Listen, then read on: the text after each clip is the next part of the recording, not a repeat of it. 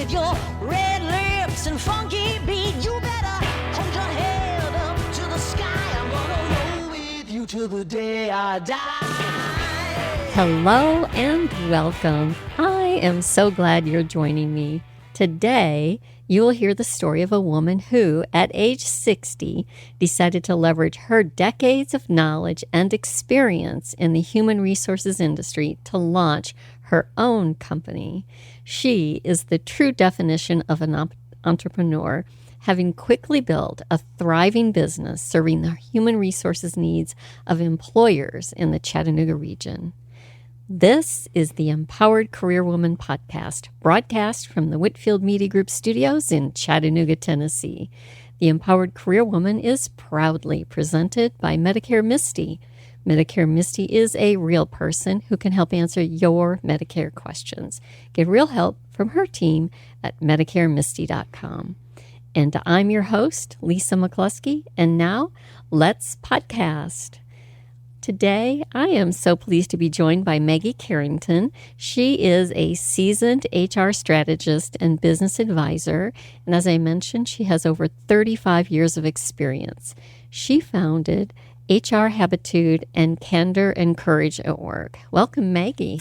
Lisa, thanks very much for having me. I really look forward to our conversation today. Well, it is a pleasure to host you again. Maggie recently did an episode for the Silver Divorce podcast, and that episode was to help people get back in the workforce if they have been stay-at-home moms or maybe working part-time or even experienced a absence in their work history. She gave some great tips on how to get back in the workforce and what to expect from the job interview process. So I'm so excited now that we get to focus on your career and how you got to where you are and how you launched your own company. Well, delighted to delve into that with you and provide some insights that hopefully encourage others to consider their own paths. Great. All right. Well, let's start. Let's just start with the simple. Talk about where you went to school and your majors. Sure. Well, I began working full-time at 18, and so the whole time that I worked, I was going to school part-time. Ultimately ended up finishing my bachelor's degree through the Quest program at Covenant College a couple of years after relocating to Chattanooga. Okay. And what was your bachelor's degree in? Organizational management. Okay. So not at that time, you weren't thinking human resources. Well, that was the program that was really available through Quest, and it was designed to encompass business people of all walks. Okay. Although I will say the first time I took a class in human resources, I'd already been a practitioner in human resources for a decade. So I think that was a little intimidating for the professor and certainly insightful for me. Oh, sure. Absolutely. Yeah, you could have been teaching that class by that point. We both kind of thought that. Yeah. But yeah. Okay. So what was your first job then? And how old were you at the time? Yeah. So I had an unpaid job when I was probably 15, and that was entering football scouting reports into a mainframe computer by learning basic C programming. So how did you get into football scouting reports? That's a little different. That is a little different. It was just an opportunity that came up in our high school where the football team was led by somebody who was friends with a man in town who owned a computer store.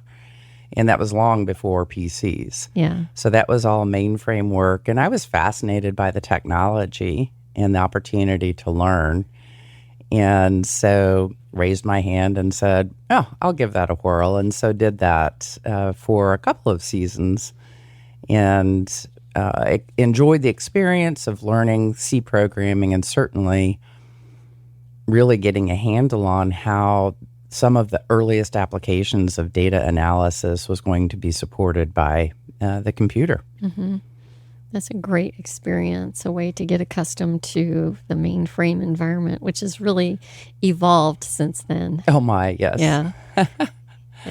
And so from high school then, I think you mentioned that you worked at Dairy Queen. I did work at Dairy Queen probably when I was 16, 17 years old.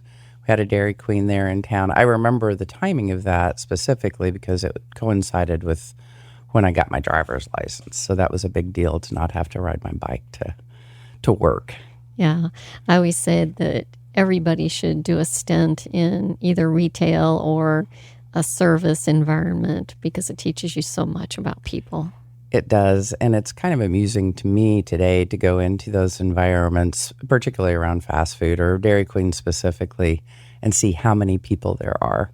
Mm-hmm. When I worked there, we'd have busloads roll in, and there might be 3 of us. Oh, wow. Right? And so we still had to take care of the customer and do all those things. So it's just kind of interesting to see how that's evolved. Yeah, I think probably in large part because we have no patience as a society. So you think about Dairy Queen and they can't make it until you actually order whatever shake that is, and it takes time to do that. So I think our impatience as a society has played into that. I agree, and that's a really good point. We had folks that waited for a long time for their meals and shakes and such, but that was just what was what we natural did, then, right? and Yeah. right, that was just how it was staffed. Just how it was. Yep. So, okay, from there, after you worked at the Dairy Queen, at what point did you, I know you kind of evolved into human resources. So what was the genesis of your desire to work in human resources? Well, I didn't choose human resources, it chose me. Okay. I was halfway through the 8-year tenure of the computer disk manufacturing company when we were acquired by what was then a Fortune 500 company.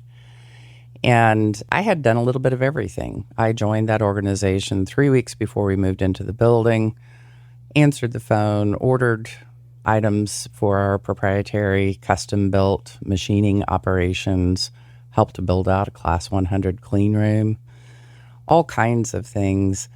And when we were acquired, the president of the company looked at me and said, "Maggie, we're about to be part of a really big company and we don't have personnel. You're it."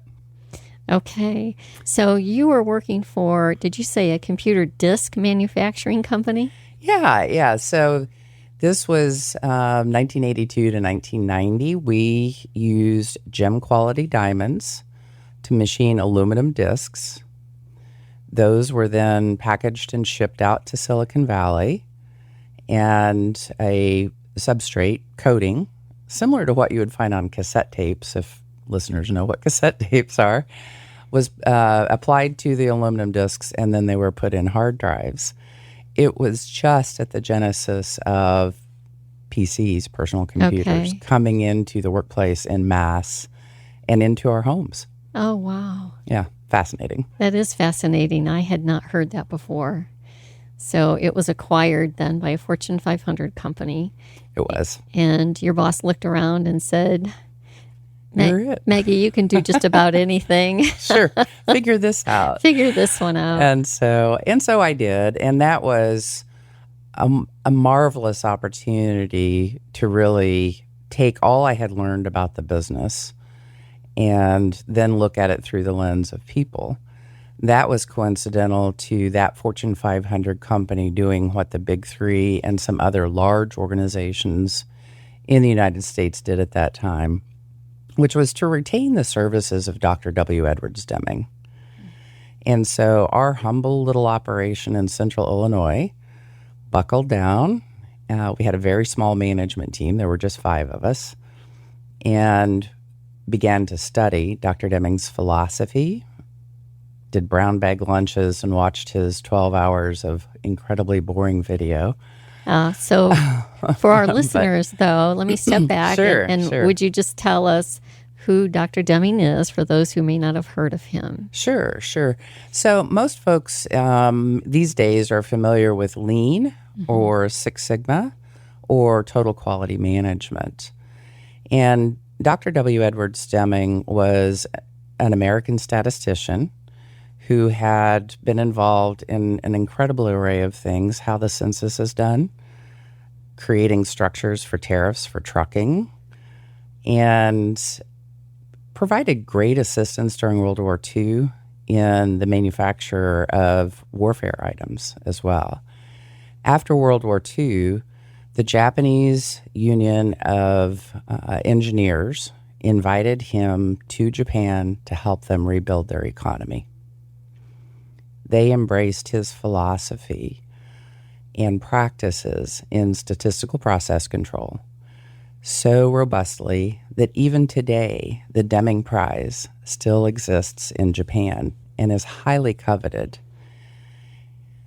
So Dr. Deming was brought to America's attention by a white paper that NBC aired in the early 80s entitled, "If Japan Can, Why Can't We?" That resonated with executives. The Big Three was starting to lose ground to the Japanese car manufacturers, disassembled them, and discovered that their variances in things like transmissions were incredibly small. Whereas Deming always said American manufacturing was like, let's make toast. You burn, I'll scrape. And so through the application of both his methodology and statistical process control and his philosophy for management, his 14 points for management and 7 deadly diseases were really the philosophy that we embraced as an organization. In fact, became recognized within that Fortune 500 company as the sole location that had fully embraced his methodology. So you not only went through the training program with Dr. Deming, but I understand you had a chance to work side by side with him. Yes, in part because of the robustness of the reputation that we earned based on the choices that we made. Dr. Deming came to our facility 4 times over the last 4 years that I was there. And we met with him as a management team. He met with our entire workforce. And I'm trying to think. So I think he was born in 1899. So when he came to us in 1987, for example, he would have been 86 years old. Wow, remarkable. And Still brilliant. still brilliant. Yes. Still vibrant. Really impactful in the entire workforce. And really, for me, it was more in retrospect that I realized that I'd enjoyed such a unique experience.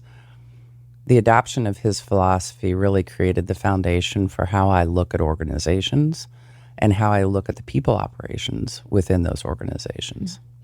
And it seems as though you have an affinity for manufacturing. You spent time in manufacturing. Do you think that's where that groundwork was laid? I think so, because in manufacturing, you're really focused on the production of a product. Mm-hmm. You have a before and after. You have a process that supports that production and so forth. And it naturally flows with his philosophy and methodology more clearly than in a service industry or other kinds of industries, although there have been great successes in other industries that have adopted his philosophy as well.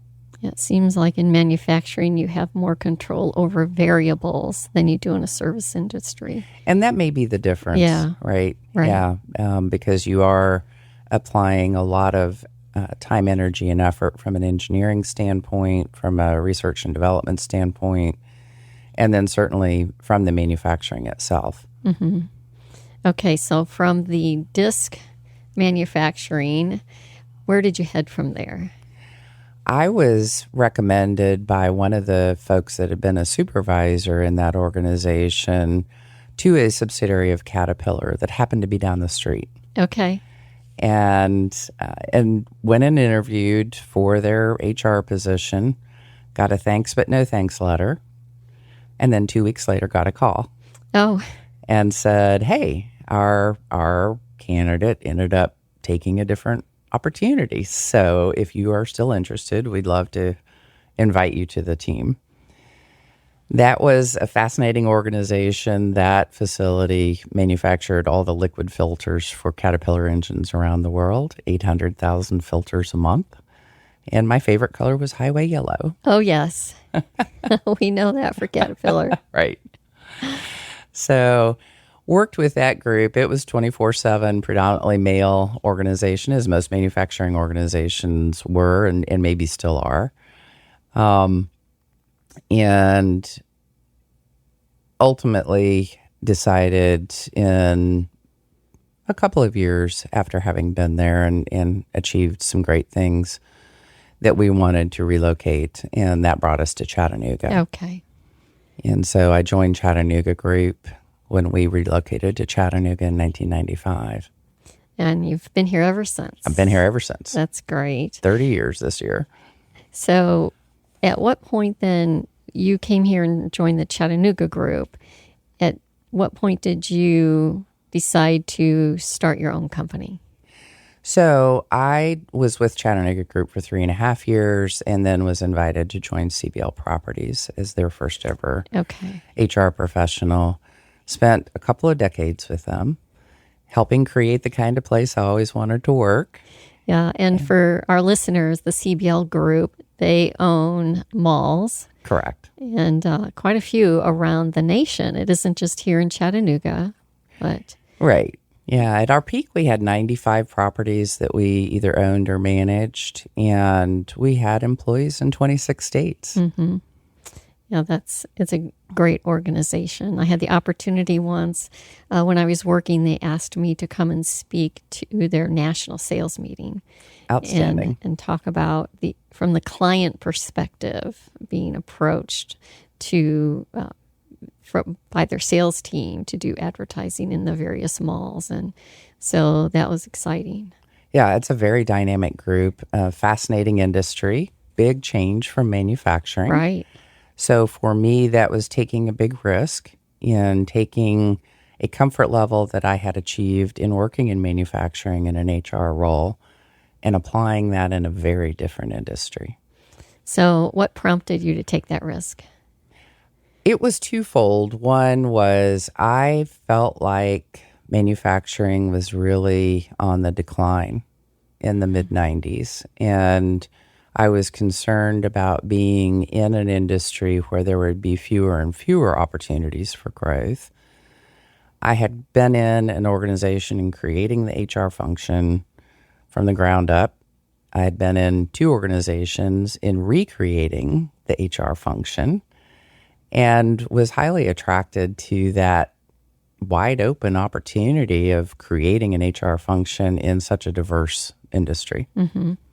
Yeah, I was thinking back to the 90s, that was the farm crisis. And you're right, the Caterpillars, the International Harvester, the Deeres, they went through quite a challenging time. And then it was a time when retail was booming and they were building malls. So it seemed to be a perfect juncture for you to jump from one industry to the next. Yeah. And from an historical perspective, I'd like to think that that was brilliantly planned out. It just worked that way because I was recommended to CBL based on the work I had done at Chattanooga Group. Okay.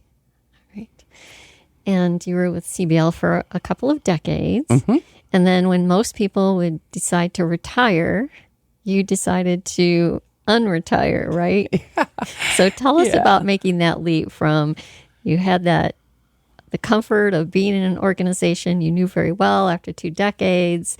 It was time when most people would think about riding off into the sunset, but you made another leap. I did. And I said at the time, I'm not retiring, I'm refiring. Refiring. So that was a long-held aspiration. I created HR Habitude in 2011, and simply because I became enamored with the word habitude, and I just wanted to lock it in, and then I maintained it out of vanity and sanity. So I always felt like I had a choice while I was figuring out really how did I want to approach that business. And a couple of years before I left CBL, I realized that making work a better place to be was essentially my purpose as an HR professional, and that manifests itself in lots of ways because I'm a business person first.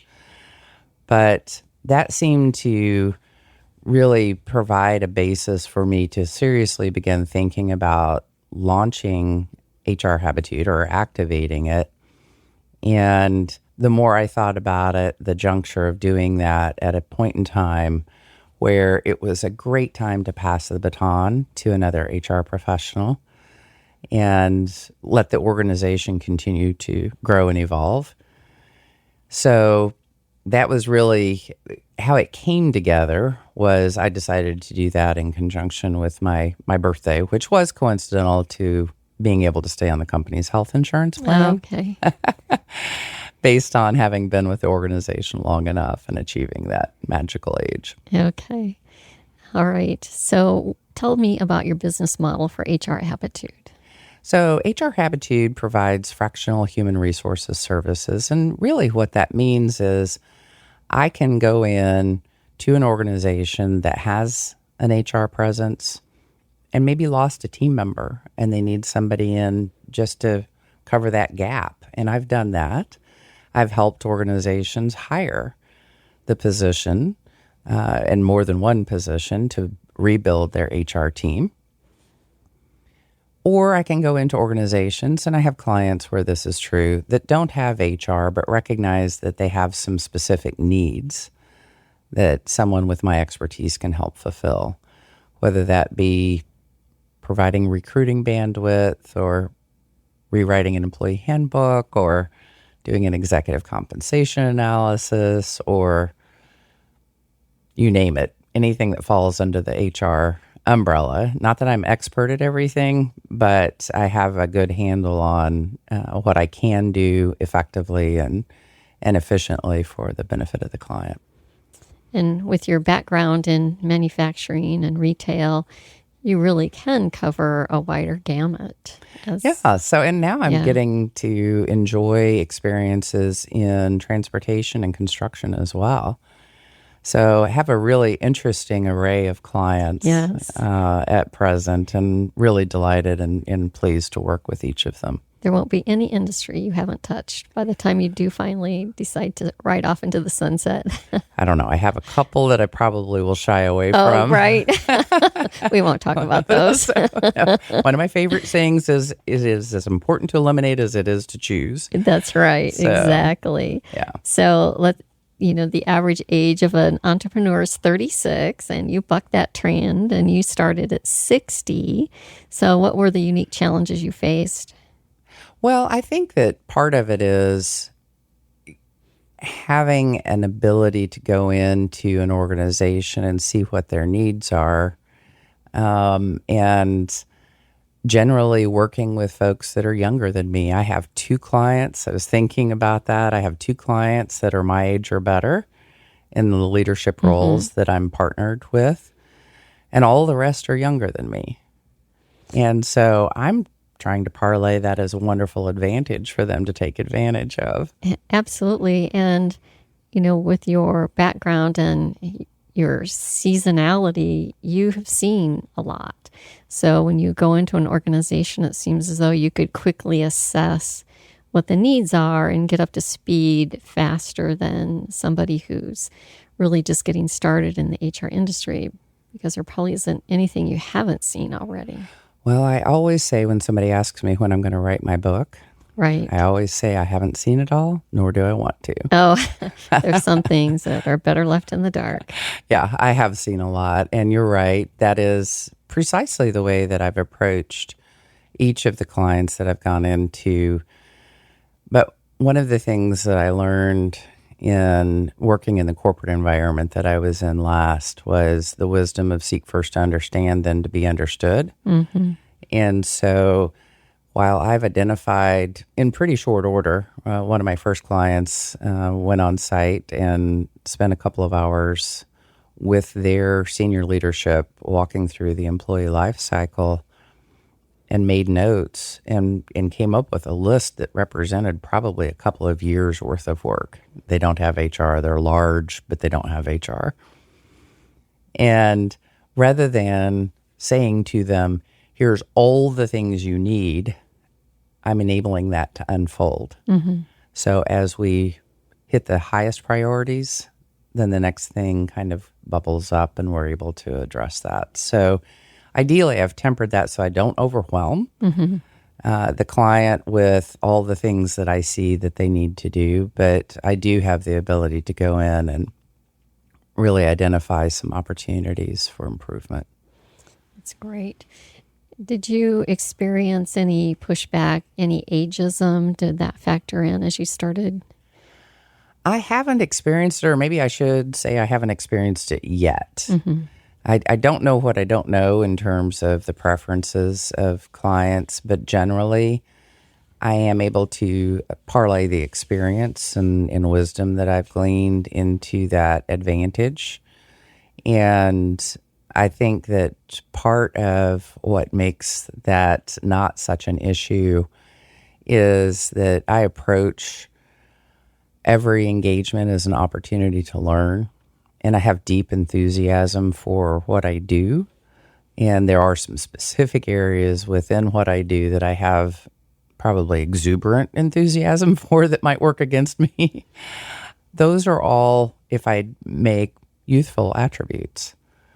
And so maybe I'm not viewed as someone who's 62 now, more than someone who is excited for the opportunities that the client has to make improvements.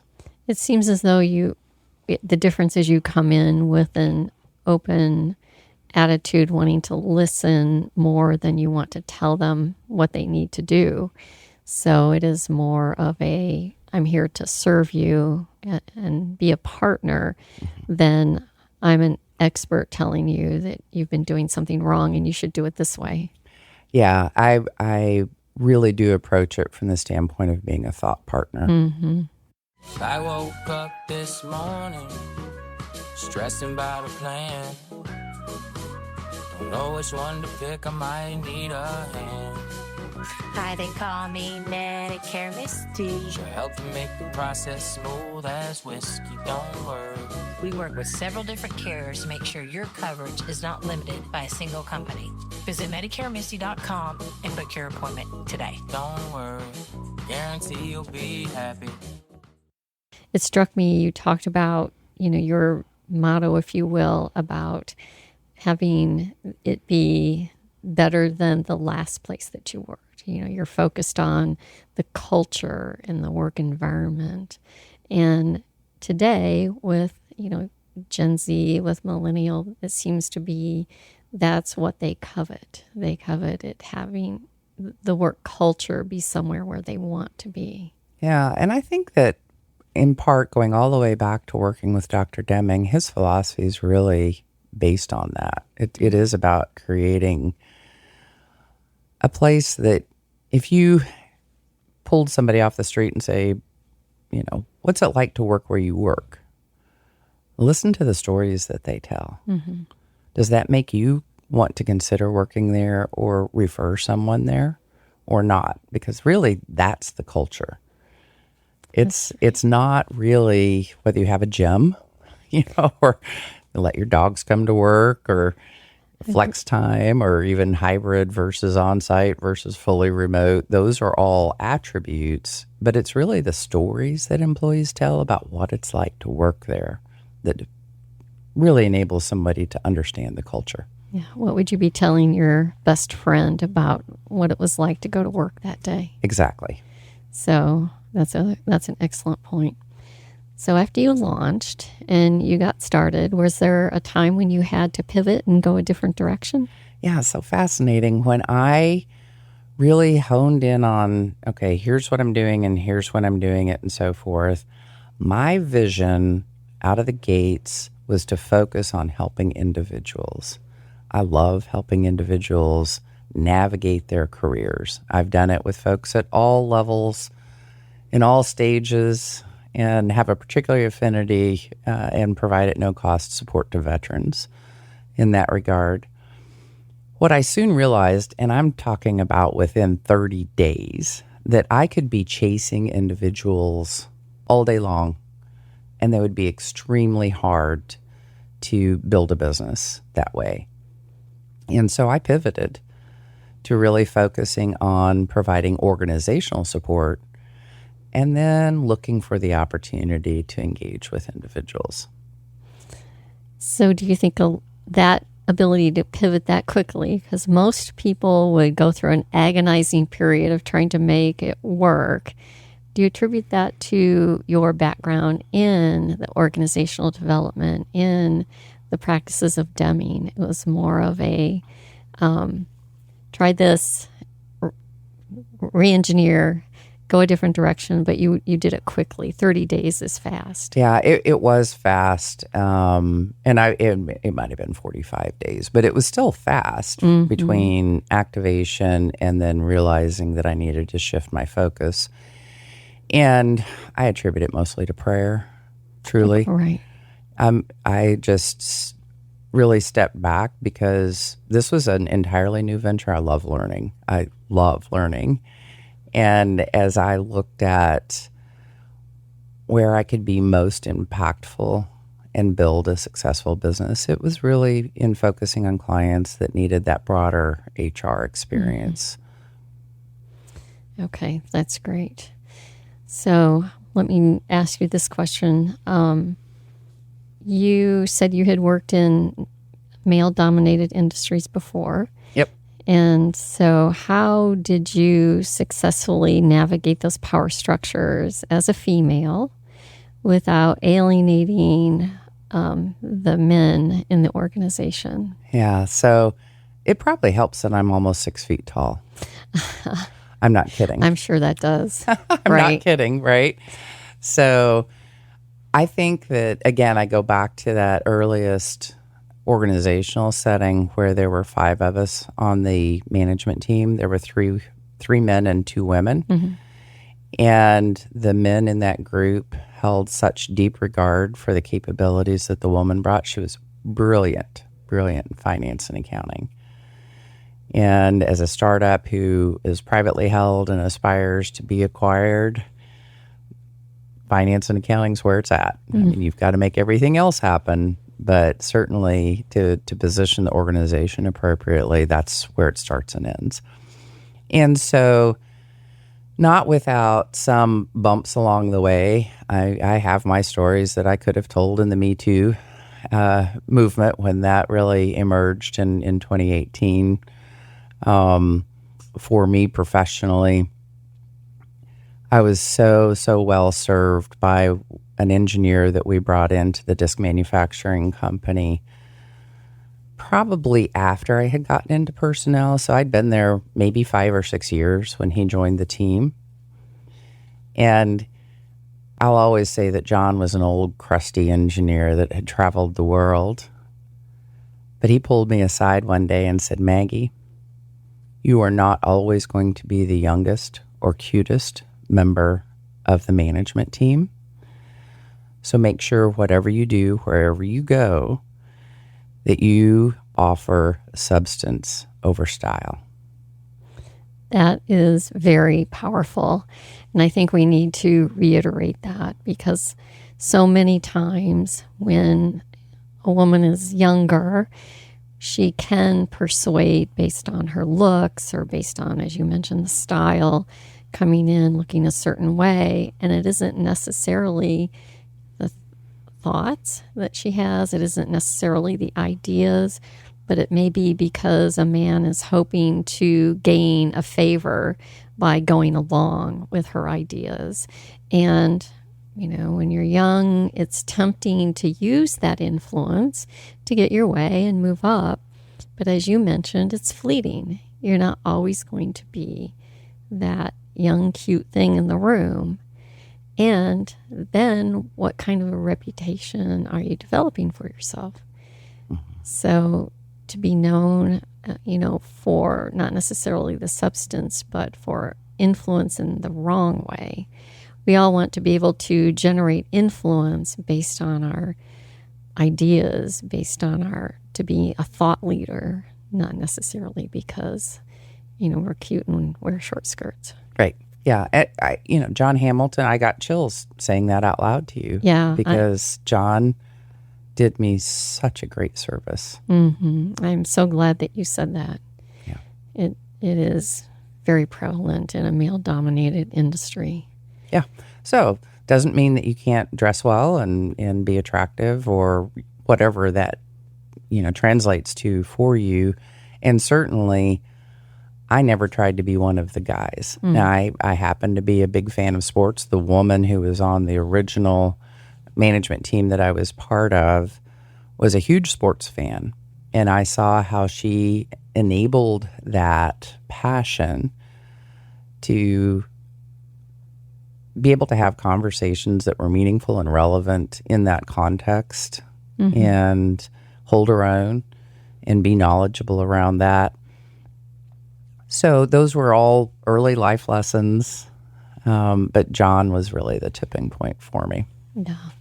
So, excuse me, for women in the workplace who might be in a setting where there are powerful men and they're afraid to speak up, what are some recommendations you would have for them?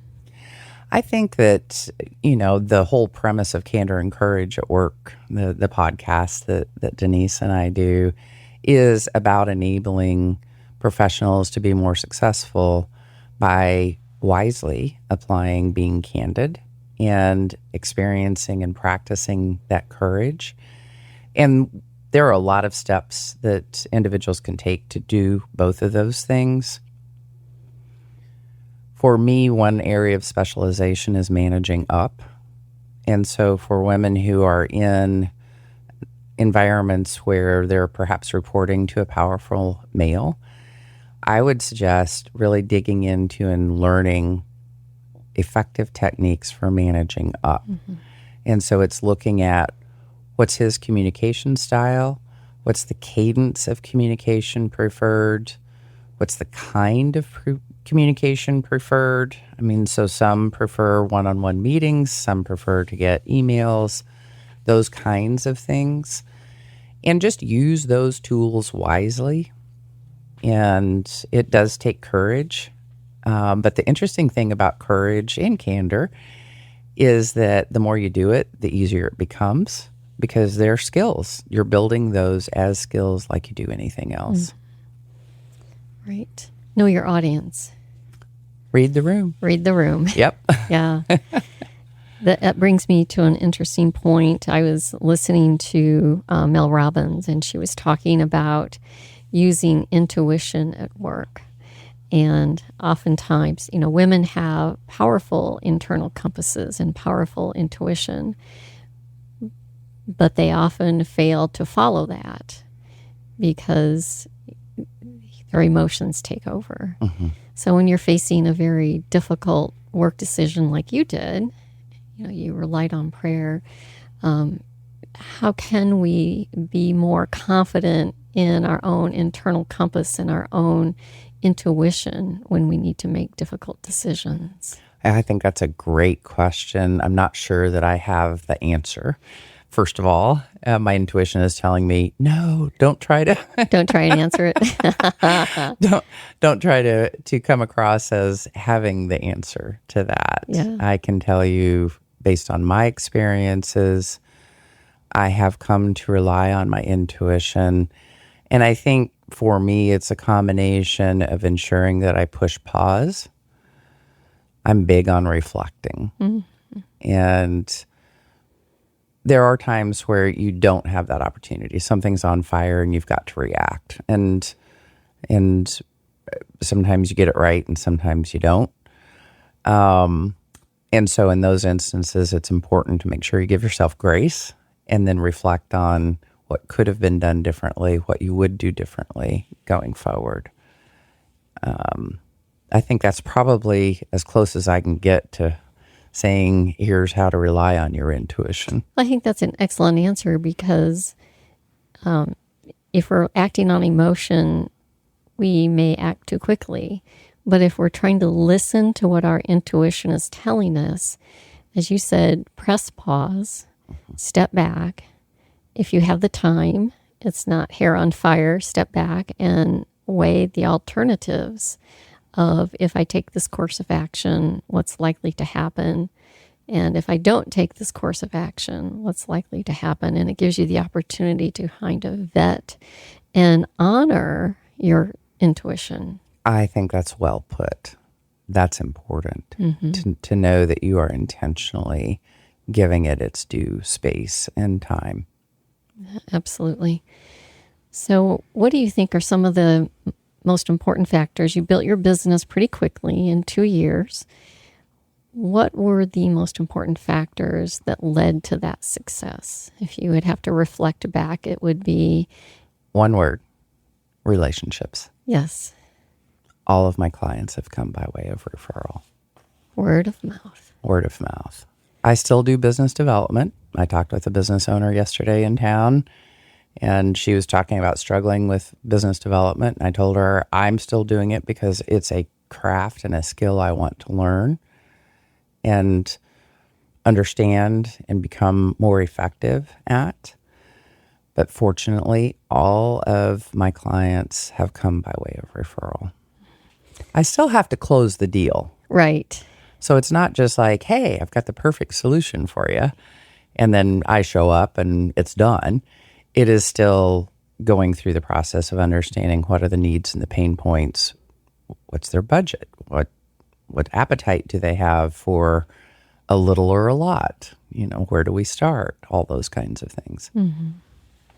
So you have perfected almost the approach of listening first and planning second. I hope I've gotten that lesson down. Yeah. I still That's what I find keep myself. hearing loud and clear. Yeah. Don't go in as the expert that tells them what they need right off the bat.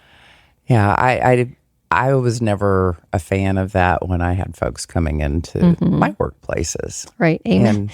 Amen. We always had consultants coming in.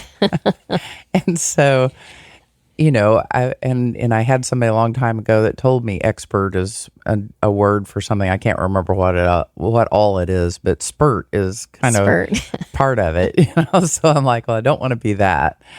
And so, yeah, it is really, really understanding what the need is, and then if I have the capability of helping them. I have certainly made referrals to other colleagues in this space.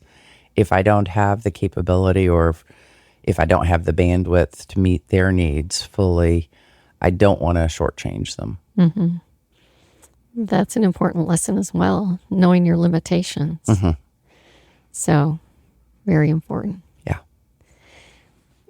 Let me then ask you how you keep yourself motivated.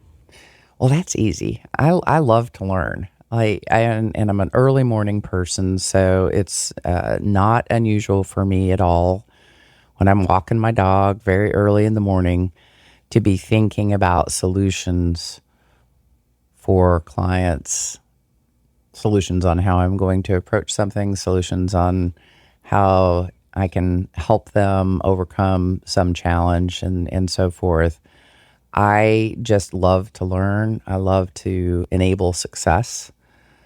And especially am passionate about helping HR professionals be business people and build those skills and operate in that fashion. And so I don't have any trouble being motivated to do what I'm doing. So at the opposite end of that, being an entrepreneur, as you mentioned, who loves to learn and is always thinking about business, how do you carve out time for your personal life, and how do you balance the personal and the business? So going into this, some of the things that I set forth as boundaries, I won't say never, because I don't believe in having that hard of a boundary, but I don't work on weekends. I maintain basically a business hours schedule. I have clients who reach out to me outside of that, and I always deflect to, this can wait till tomorrow morning. Let's connect then. Because I am training my clients in their perceptions around my availability. So I'm responsive, but I'm not diving in at 7:00 at night if they reach out. And so I have a wonderful personal life. I have a lot of fun. I insist on how I always have fun at work too, but there are things that I'm passionate about. Derby Day just happened Yes. And, so there was everything around the preparations for that and making sure that those things are taken care of, the really important things in taking care of my family. That's great. And you mentioned you're somewhat training your clients that what can wait and what can't wait. That might be helping them in the workplace too. I hope so. Yeah, I hope so. I do too. I haven't had a client yet who's been like, this is unreasonable. If I reach out to you, I want to talk with you right then. And so I may lose clients over it. And that's part of the joy of being an entrepreneur as well, right? Because they need to make choices based on what works for them. If that's what they want, I'm not it. Right. And that's okay. And I'm okay with that. Right. Yeah. Yeah, that's great. So what are your long-term goals for your business? Well, I think ultimately growing HR Habitude, I've got a handful of folks in mind that I love to work with, that I've worked with previously, that I would love to work with again. I've already had that opportunity once with one of those folks that I have in mind, and not having had the bandwidth to meet a client need at year end in the beginning of this year. So was able to bring him on and have him do that work under the HR Habitude umbrella to meet the needs of the client. And to grow it to the point where I get to be surrounded with those folks who truly inspire and motivate me just because of who they are. Mm-hmm. Yeah. Very vague, right? Right. And that's okay. That's all right. It allows you to pivot when you need to pivot and take advantage of opportunities as you have your entire career. Yeah, that's what it's about. So I don't have a, in 2029 it's going to be XYZ. Mm-hmm. We're going to play it out, but I'd love to work with all those folks again. That's great. So do you see there are exciting opportunities in the HR industry as a whole? I think so. And for better or worse, that's the silver lining out of COVID. I think prior to COVID, HR struggled to be viewed as critically as is appropriate in the eyes of many senior leaders. When COVID came along, HR had to rise to that challenge. And I think that's when some senior leaders recognized that they had this organization, business, whatever it may be in the form of, but without people, it was just a building or just a place or whatever their business is or organization is. And so that lent itself well to elevating HR. If HR professionals are smart and have taken advantage of that opportunity, despite the fact I think they're all suffering from PTSD as a result of going through COVID, Right. they have repositioned themselves as business partners to senior leadership and can effectively align the people operation strategy with the organizational strategy in a way that prior to COVID happened, but happened less frequently than it is today. Yeah, I would agree with that. It seemed as though prior to COVID, it was more, I hate to say, of a punitive function, but if you said the word HR, people were like, oh no, are you in trouble? Yes. And to see now an evolution to, as you said, a strategic partnership where, and perhaps it's because there's more of a focus on the people culture of the organization that HR is able to step in and shine in that aspect. I think so. And it's fun. I had somebody ask me last week, what's it like seeing all the things that you envisioned and drove for so many years now coming to fruition? I'm like, it's wonderful to see it happen more broadly and intentionally, this awareness around the criticality of having a wonderful value proposition, having an intentional culture that distinguishes your ability to attract and retain talent, those kinds of things, and really drive business results. But I also said, I'm so excited about what's coming down the pike because I'm a futurist. So I'm always looking out at what's coming. What's the next step? Yeah. So how do you think ChatGPT and AI is going to impact or has already impacted HR? It has impacted HR. And I think that if you look at the rate of change, the adoption of the internet and so on and so forth, and look at those timelines, what's going to happen with AI is going to happen and is happening so very quickly that those early adopters or those who are jumping in now to understand, how can I utilize this capability as a tool, like you did Excel or Word or spell check or, Right. Googling something, whatever. Those are all tools to look at AI in the same way and begin to really understand, how can this tool most effectively be used to free me up to focus on what's really important? Yeah, that's a great perspective. I don't think it's something to be feared, but as you mentioned, it's just another aid, and you use many aids in the workplace. Yeah. I think my cautionary tale around AI is probably twofold. One, I do a lot of work with judgment index assessment, which we could do a whole show based on that, Lisa. That's where my exuberant enthusiasm really, really comes into play because it's incredibly insightful. But the reality of all of the AI tools not being built to a values-based standard causes me concern. Do you think it'll get there? Do you think it will evolve? It's the wild, wild west. I is. don't know. I don't know. Having started my career in the high-tech industry, that was also the wild, wild west. Mm-hmm. Yeah, big swings and changes very rapidly, and big influences as a result. So we'll see whether that works out that way. But also, I think the concern that I have is people will become over-reliant on AI. Mm-hmm.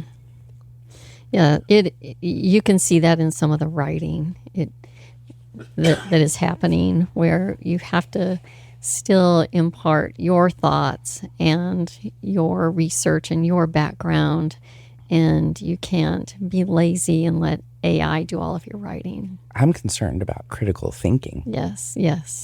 It's not going to have the answer to every question. That's right. And sometimes it's wrong, and people need to remember that it is not faultless. Sometimes you have to research the answers that you're being given to make sure those are actually correct answers. Yeah. And then with that awareness, AI is a wonderful tool, especially for HR.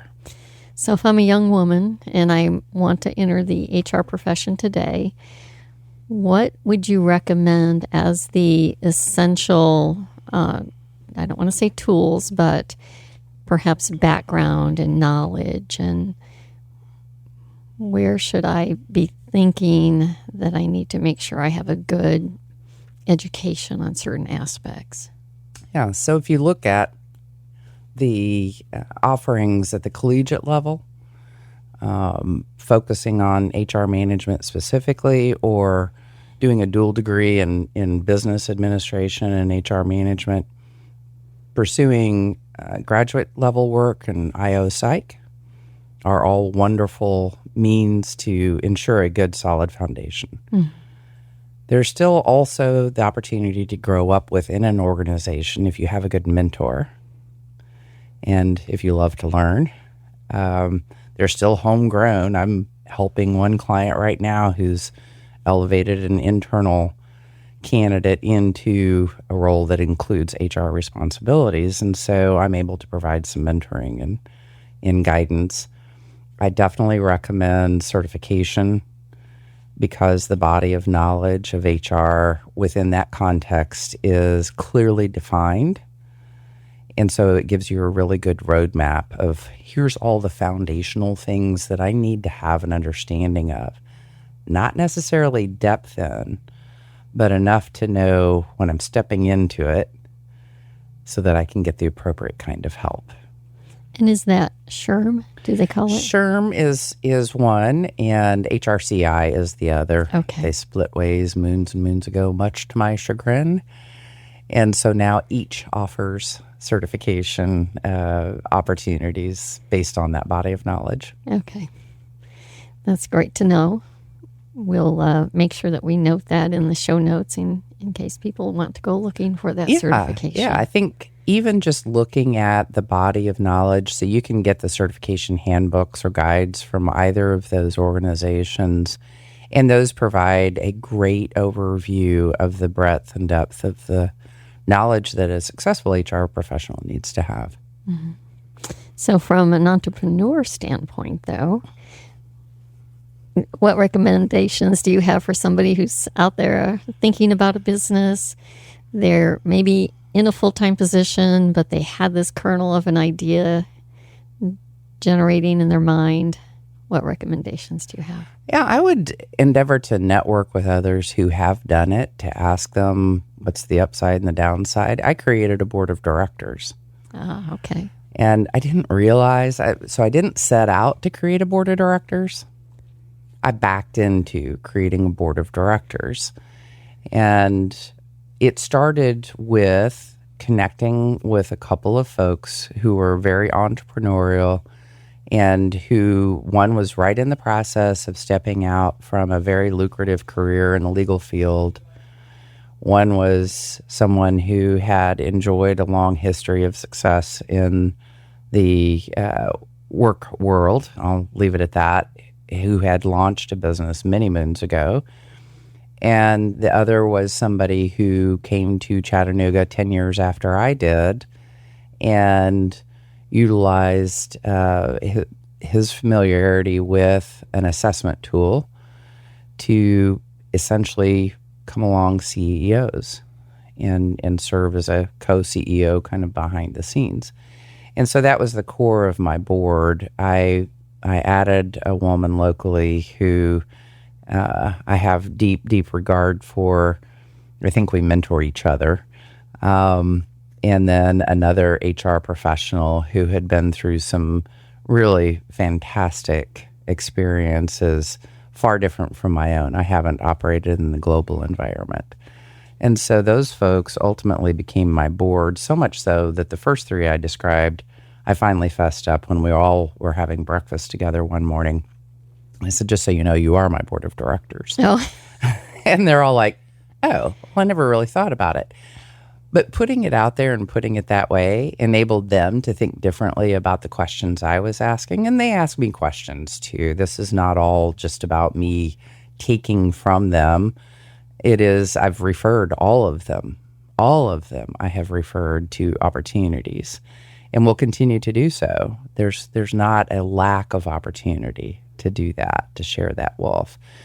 And so somebody who's in an environment where they're aspiring to step out on their own and create something that's important to them may be well served by starting by creating their own board of directors. I have not heard that recommendation before, but it makes a lot of sense. Yeah. Because suddenly then they have almost an vested interest in the success of your company. Yeah, it's very interesting, again, to reflect on that. And that board has been in place for 12 years. Oh, gosh. Yeah. That's so phenomenal. It's not just something that I did when I was like, ooh, let me go out on my own. It was just something, again, I backed into it. I didn't really recognize what I was doing until I got to a juncture where I'm like, all right, yeah, let's just all get together. You're my board. Well, you fostered relationships first. And that goes back to what you said about networking. Yeah. You networked your way into it. I did. That's probably a really good way to make that clear, was that it was investing the time, energy, and effort to get to know the person, what was important to them, what their successes were, what their challenges were, how I could help them. That's your compass. That's your true north in everything that you do. Yeah. I like that. Okay, I'm going to transition and ask you a few personal questions. Sure. So, what books are on your bedside table? Well, I know when we got together last, I mentioned Jamie Kern Lima. I always want to make Lima her middle name or maiden name, but Worthy, because I so enjoyed Believe It. And it's funny that you mentioned Mel Robbins, because the 5-second rule was one that was just recommended to me and now has bubbled up to also be one that I read. And then because I recommended it to a client who's just burgeoning, and they went from 1 employee to 5, which is a big deal for them. I've recommended The Servant Leader by James Autry. That's a great one. That's the book I wish I had written. Mm-hmm. And it's been a long time since I've read it. And so in making that recommendation and realizing that our check-in meetings, just had one yesterday with her, we're likely going to touch on that. I'm like, you probably need to brush up on it, and it'd just be good anyway. Mm-hmm. Absolutely. It's a great one. Yeah. So what legacy do you wish to leave, Maggie? I hope to be remembered, as somebody who elevated the field of human resources and served as a role model on being a strong female leader. Mm-hmm. I've approached everything that I've done with deep and unrelenting curiosity and wonder, and certainly helping make work a better place to be. I love that. I think you are well on your way to having that legacy. Thank you. So who is keeping you inspired today as you're out inspiring so many people? Well, I still go back to Dr. Deming because that's so foundational to who I am and how I think about things. But I'm really, really inspired by all of those professionals that I engage with who are simply aspiring to be more positively impactful in their roles. I work with a good number of HR professionals, but I work with leaders outside of human resources as well. And as much as I used to pray for courage and wisdom and strength, and then when I went out on my own, I added discernment to that because I recognized that I would be picking the people that I work with. And they're all inspiring me. That's wonderful. Yeah. Fantastic. Yeah. Hugely rewarding. Well, this has been delightful. I thank you for joining me today, Maggie. Would you share with our listeners how they can contact you? Sure. Thank you. HR Habitude, HABITUDE.com is a way to get a better understanding of what we're about, as well as provides a link to my calendar. So feel free to take advantage of that opportunity to reach out. All those initial conversations are complimentary, of course. And then within that website, there is the podcast page for Candor and Courage at work.com, which we drop new episodes the first of each month. They're nominally 20 minutes long. And our goal is to enable other professionals to be more successful based on our experiences. That's wonderful. And I encourage you to listen. Get in the car on your way to work and pop it in. And it's a wonderful podcast. Thank you. Thank you for being here today. I really appreciate the invitation and the opportunity to kind of reflect on where I am and where I've come from. This has been really meaningful for me. Oh, wonderful. It's an inspiring story. Thank you. It really is. Well, for our listeners, please join me on the next episode of The Empowered Career Woman. I also ask if you enjoy this podcast, please share it and visit our Facebook page. It is at emp.career.woman. And I'll share that funny story. Facebook would not let me use the word empowered. They said it was embargoed. So it is emp.career.woman. The Empowered Career Woman is proudly presented by Medicare Misty. Medicare Misty is a real person who can help answer your Medicare questions. Get real help from her team at MedicareMisty.com. The rise to the top, it is not always a straight line. Sometimes the bend in the road is the most challenging, yet it leads us to where we are meant to be. If you are an inspiring business leader or entrepreneur, join us next time as we share stories of those who made it to the top. I'm Lisa, and I'll see you next time. Raise your hand if you're ready.